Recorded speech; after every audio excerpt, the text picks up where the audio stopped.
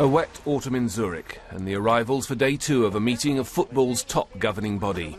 Top of the agenda, kicking off a process that's expected to switch the timing of the 2022 Qatar World Cup from the searing heat of summer in the Gulf. Honestly, the only important thing on the agenda is the question of Qatar and what will happen. There's not expected to be a final decision today. Instead, the likely setting up of a task force to analyse and consult on the issues. We have to analyse it. As I said before, look, for me, the game is about players. It's about the players, it's about the fans, it's about the experience. And obviously FIFA has a responsibility to make sure that we get this right. But it's also now become about the conditions facing hundreds of thousands of migrant workers who've been transforming the skyline of the Gulf state and who'll be building the venues for Qatar's World Cup.